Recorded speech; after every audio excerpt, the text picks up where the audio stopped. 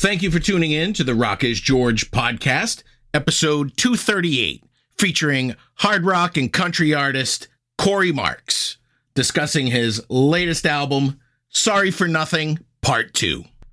If I knew absolutely nothing about Cory Marks, how would you describe your music to me?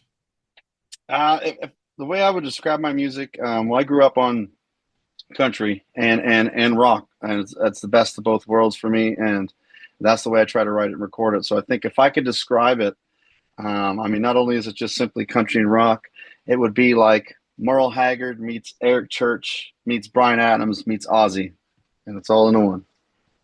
I think that's a fair assessment. The press kind of labels you alternative country. Well, I've been labeled worse, so I'll take that. But I think it's I think like if I could describe it, that's usually how those are kind of my biggest influences when it comes to the songwriting and stuff. So whenever someone asks me, instead of just saying it's simply country rock or country hard rock or whatever you are, outlaw country, I always say, well, picture if you had one record with Merle Haggard, Eric Church, Bryan Adams, and Ozzy Osbourne, and mash it all up, that would be it. Your latest album came out Friday, October 3rd. Yes. It's called Sorry for Nothing, Volume 2. It came out through Better Noise Music. Besides the title, does this album have any connections to its predecessor that came out in 2024? Yeah, so when we released Sorry for Nothing in December of last year, it was I've been since 2021 to early 2024. I've just been writing a lot and recording a lot, and I've had a great opportunity to I've been working with Kevin Churko for the last 7 years. Then had opportunities to work with some country, more on the country side of things out of Nashville with producers like Andrew Baylis and Kile O'Dell, who's on the heavier side. But getting the opportunity to write and record songs with all these guys, and there's just a lot of music, and I didn't want it to get lost on one record. So when we decided we were going to put the record out last year, it was kind of the first batch of songs that I thought represented who I am and what I'm doing and kind of where I'm going in that moment. And then we kind of made the plan that we should release the next batch. And I said, well, why don't we let that first album breathe a little bit, and we could release the album closer to my birthday, which is this Saturday on the 11th. So it's kind of an early birthday gift, I guess, from the label, which I'm thankful for, because I don't want to wait too long to release this music. So it's very, very similar in the sense that it's me. There's country, there's rock, and there's a little metal in there too, and it's a whole mix and match of Cory Marks. Let's talk about a couple of the songs. Hangman came out before the album's release. The song's a little bit about kind of forging your own path despite the naysayers, correct? Exactly. Yeah, it's exactly that. It's kind of the storyline is almost like branching back to the 1800s, where, when you were kind of out of line, or you were the outlaw or the outsider, they, try to, hang you or humiliate you in front of the whole town. Right. And, I think it's just it's a song that's really about, like you said, just keeping it going and bypassing the gatekeepers that are trying to stop you, or at least you feel that they're trying to keep you out of this circle, which is fine. But one way we're gonna get there, one way or the other, and that's the story behind Hangman. And we've kind of heard that story throughout the music industry over the years from several different artists. Yeah, we have. All the greats really have. Everyone has their story, and through my music, I try to tell mine as best I can without sometimes being as direct as possible, and pointing fingers and whatnot. But I think everyone that you could think of really at one point, where the label said this isn't going to work, this isn't going to fit, stations are, it's just too this for too that. Perfect example. I'm lucky enough to have partnered with guys like that, and artists and bands like that, like one being Travis Tritt, where he was too rock for country at one point, and as he would say, he put some drive in his country, and that's something I like to do, of course. And then on the harder side of things, you have Motley Crue, who were doing things their own way, and it didn't matter, they were just doing it. And then, of course, guys like Five Finger Death Punch, who did that too, and ultimately pretty much took over the hard rock world, over the last few years. So it's, I've learned a lot from them, and obviously they connected with the song enough to want to be part of a song like Outlaws and Outsiders. So everyone's got a story, and I'm just trying to tell mine through my music. I remember when Ivan from Five Finger Death Punch was in a band before Five Finger Yep. Death. I actually interviewed him for that band. Wow. Another song that you have out is Whiskey River. Why don't you Yeah. tell me a little bit about that one?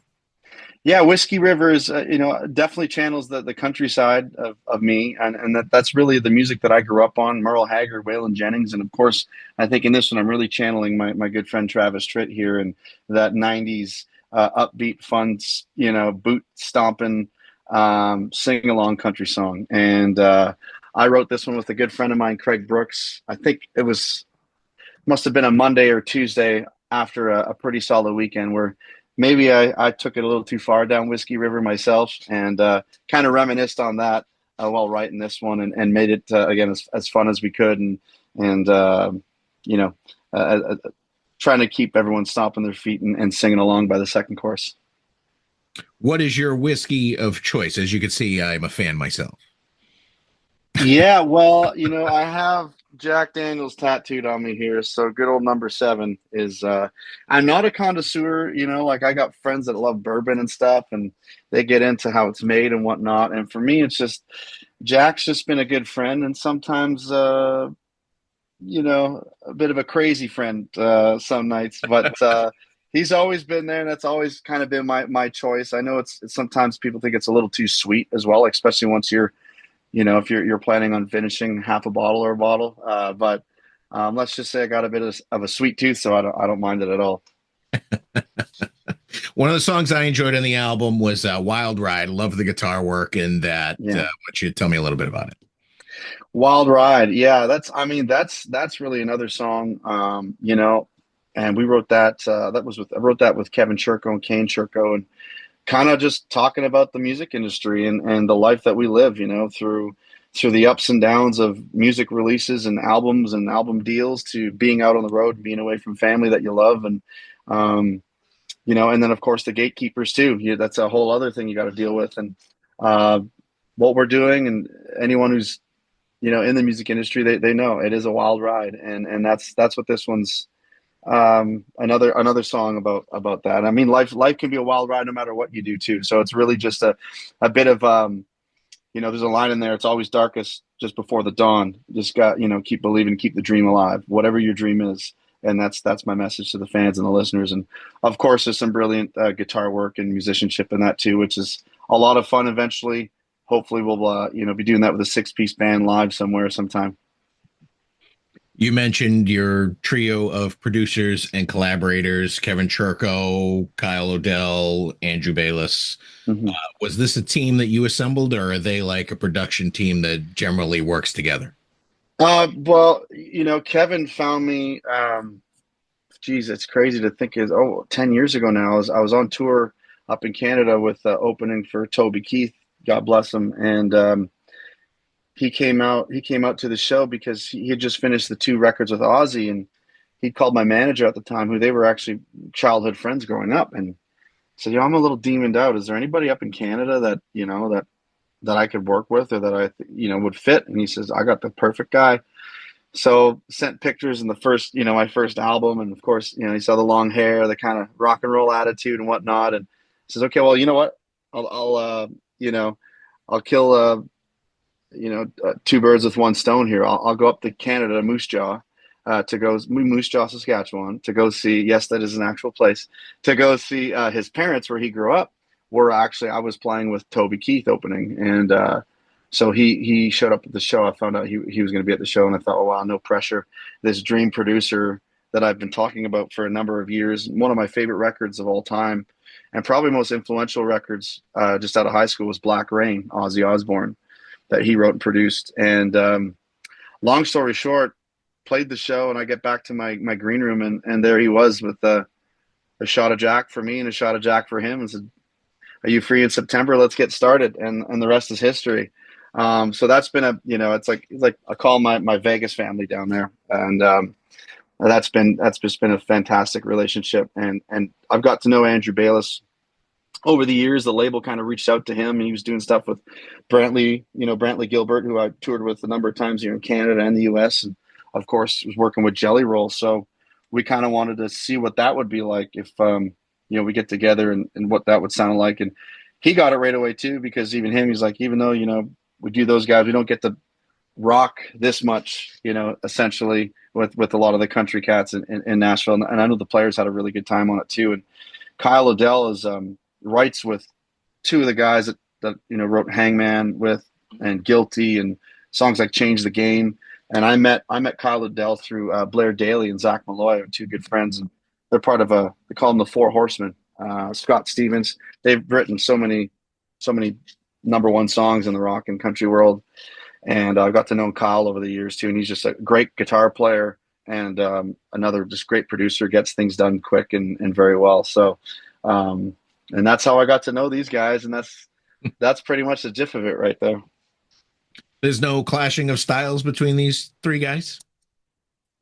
No, I don't think so, because I think when I get into the room too, I'm pretty specific on what I want to do and what I want it to sound like, and luckily, I feel like they just got that right away. Like Kevin and I are both drummers.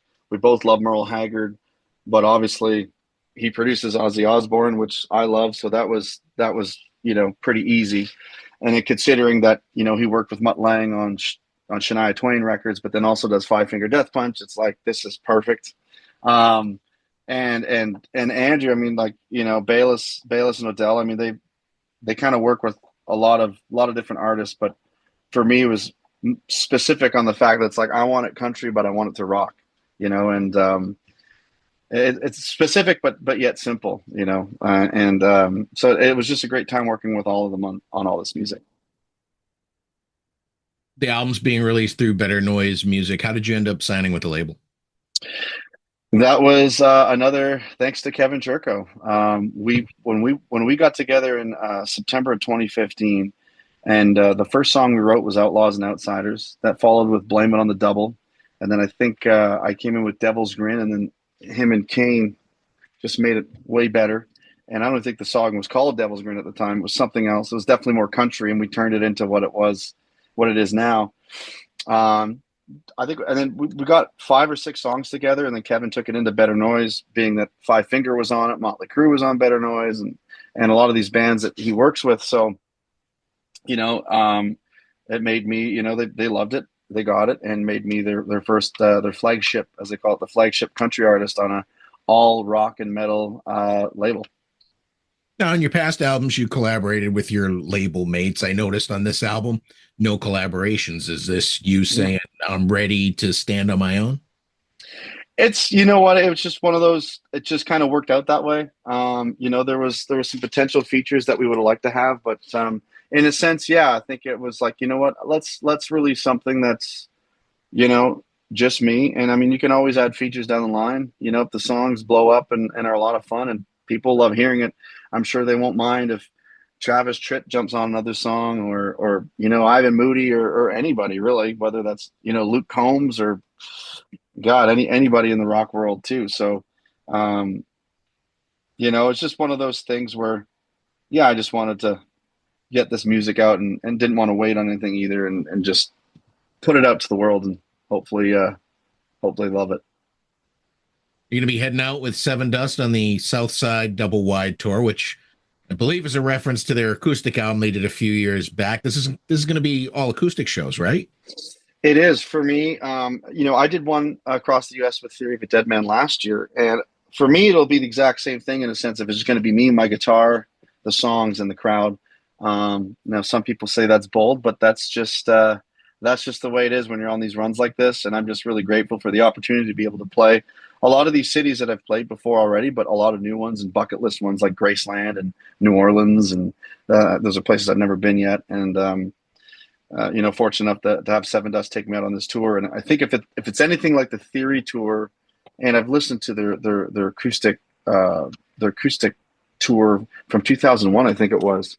So it's going pretty far back in that sense. And, what it sounds like would be like the Theory tour, where it's a full band, but there's no electric guitars, so to speak. It's acoustic guitars, and the drums will probably still be smashing, but there won't be no driving electric guitars, which was a cool concept because it's still very, laid back in comparison to that, full on rock show. And I'm not really sure what to expect, but I'm just going to go out there and sing my heart out and hopefully make a bunch of fans along the way. And there's no hiding behind an acoustic guitar. You can't. You It's very can't. hard. It's a completely different story. It's your true Yeah, self versus an electric band. absolutely. And like I said, it's just me, the guitar, and the songs, and the few thousand that'll show up. So, um, like I said, but most of all, I think it's just best to get out there, do your thing, be who you are, and have as much fun as you can. You were recently touring throughout the summer. You did some headlining shows in your home country of Canada. How did those Yep. go? They were fantastic. Especially up in Quebec. Quebec's just such a great, province when it comes to partying and music. And this year has been crazy. Like the Seven Deaths tour is going to be my third U.S. tour in less than a year. Um, and since the Theory tour and just the start of this year, I've played 8 different countries, including like Europe and UK and France, and the Netherlands. So and of course, Germany and all that, which has been mind blowing to cross the pond and have, and of course London too at C2C to go over there for the first time and have, in some cases a few hundred to a couple thousand singing along to you is just, it's an incredible feeling. And, it's a whole different world over there in the best way possible. So I hope to do that again in 2026 and see a whole lot more of the road, up here in Canada, the US, and then of course skip over and get back over to Germany and Europe as well. It's just been a blast. Your shows through Europe and the UK, that was your first time there. I mean, is Yeah. there anything that surprised you about the crowd and the fans over there? I think just the general interest and love that I felt and saw over there. Like, walking, we're in Hamburg, Germany, outside of where we're playing the Kaiserkeller, which, like, David Bowie, the Beatles, they all played there when they were there. And walking the streets and after load-in, it's like we don't play till like 9 at night or whatever it was, or 10, I think. And at like 3 o'clock, there's already people in line waiting to get in. And, we're walking around the red light district, which is a pretty fun party town. And, you just hear like Cory Marks, oh my God. And you look over and there's people that are like, that's him. And they want pictures. And it's just like, holy crap, man. Like we're in freaking Germany here. And people are just, picking me out from off the streets. And it was just a cool experience. Like London was great. Scotland was incredible. Like I stopped the show, I think 3 times throughout, because even though it was only, that place only holds like 400 people, but it was wall to wall. And, I stopped the show because even through the monitors and the in-ears, they were just chanting, Cory, Cory, Cory fucking Marks. And I thought, this is pretty cool. So that was a lot of fun. It's a pretty incredible feeling. And, I'm sure we'll be going over there again. The one country that has been incredible support and just amazing with my music and support and, all that stuff has been Australia. And I was supposed to go back in 2020, but of course, the big C word happened, which put a break to everything. But I'm sure I'll be with the support on this album and Whiskey River at Country Radio down there. I'm hoping I'll make my way over or down under in 2026 as well.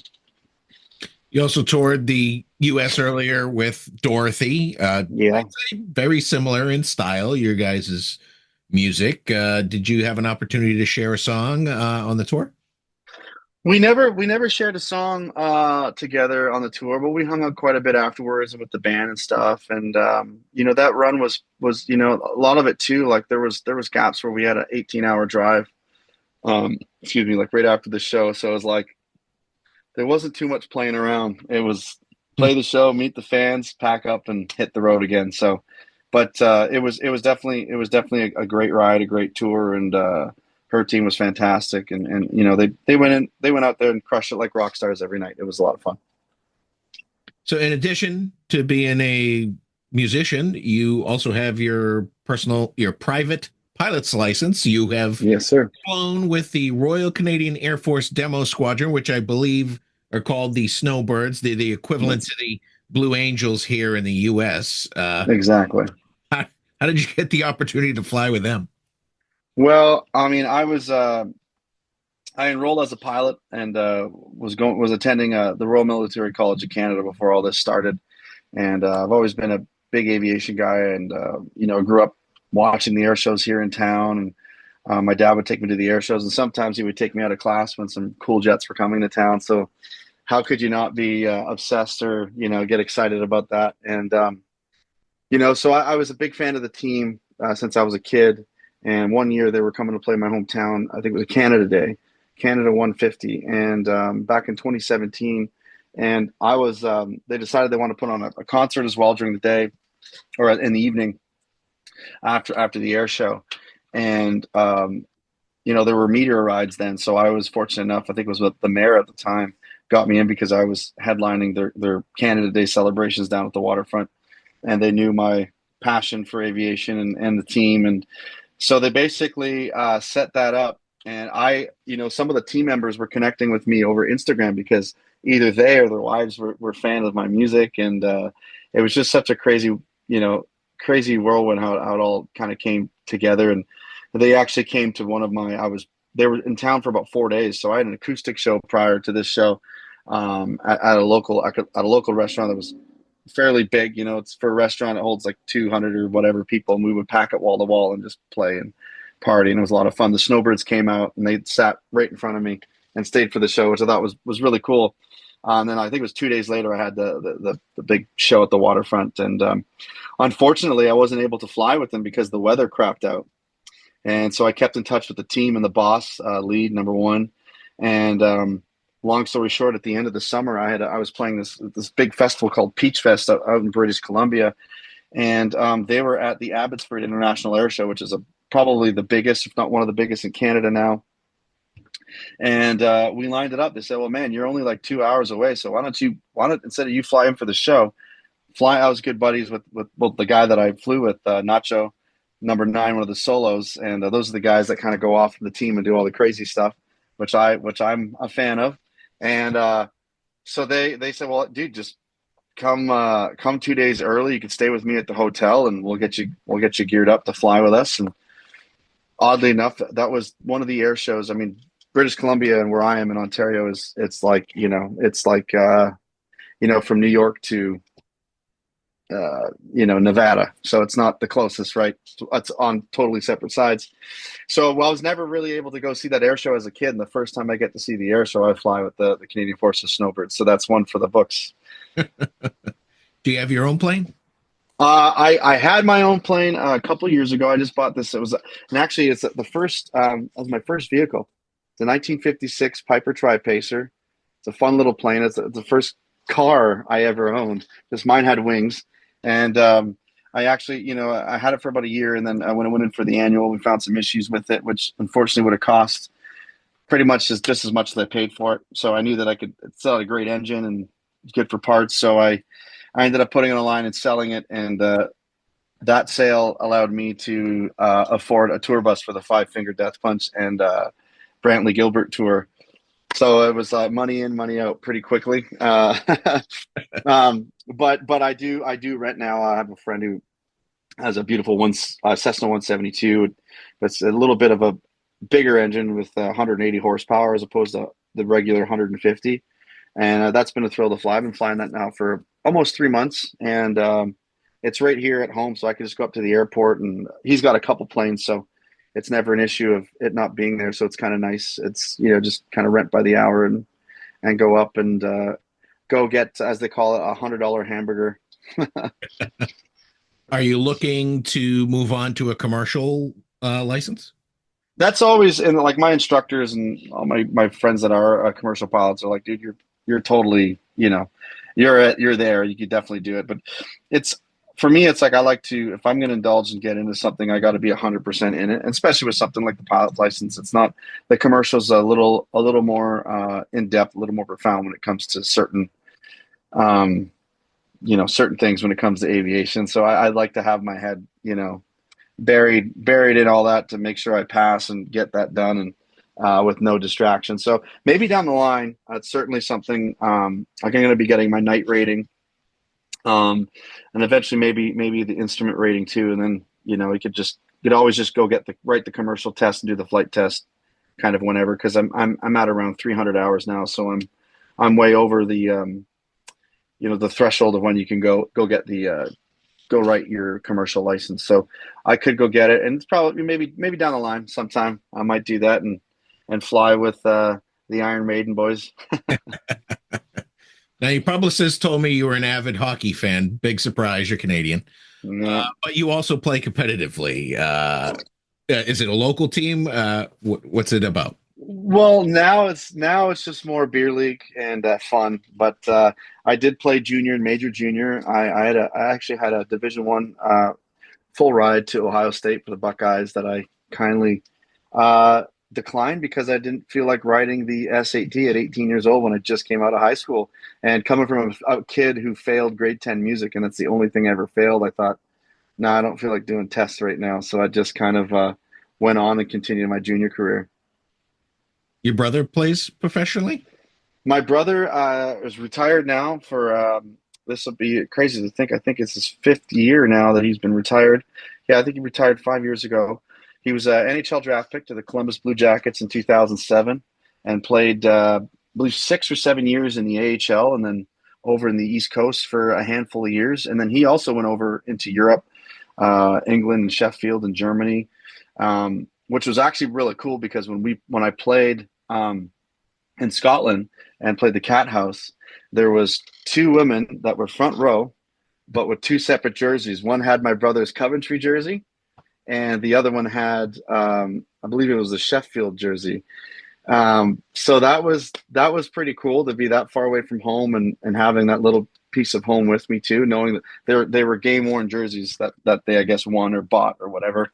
And they ultimately got the meet and greet package with their tickets, and I got to meet them, and you got my brother's signature on one side and mine on the other. So that was pretty special. But yeah, my brother played, I believe it was 14 years as a professional hockey player. Now he coaches. Oh, good. Yeah. So he's still in the game.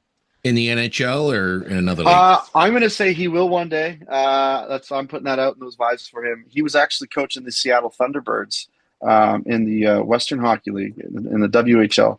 So he was over in Seattle for 3 years. They won a championship there and made it to the Memorial Cup, which was huge. And after 3 years, he actually came back home. So he's coaching, the assistant coach for our OHL battalions in North Bay.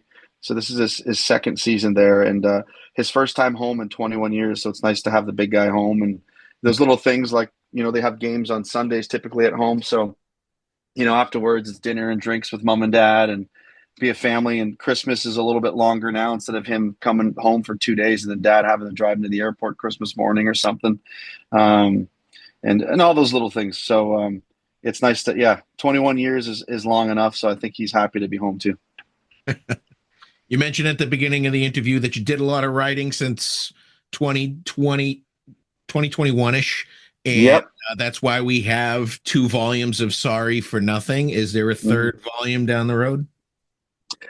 I mean, there really could be, because there's still, I mean, like I just came back from Nashville just a week ago, and I was down there 2 weeks writing songs. And I think I wrote, some more great ones that I really do love. And that's what I find special, is when you could really love a song from the right without the production, everything yet, you can almost imagine what it'll be like once you get into the song with your producer and stuff and make it come to life. But I mean, there's probably enough. There's enough for 2 more albums. But I think after this into the new year, we'll probably change directions a little bit and put another batch of songs together for what I hope to be another great album. Well, Cory, those are all the questions I have for you today. The new album is Sorry for Nothing, Volume 2. It's out now through Better Noise Music, and I want to thank you for taking the time today to tell me more about it. Thank you, George. I appreciate your time, man, and hopefully we'll see you down the road. Once again, I want to thank Cory Marks for coming on the Rock is George podcast. Be sure to check out his latest album, Sorry for Nothing, Volume 2, out now through Better Noise Music. Head over to your favorite streaming platform, take a listen to the album. If you like what you hear, buy a physical copy, support the artist. For all things Cory Marks, head over to his official website, corymarks.com. I also want to thank Amanda Kagan of SRO PR and Better Noise Music for making this interview possible. You've been great. I've been George Dionne. Discover your next favorite artist on the Rock is George podcast.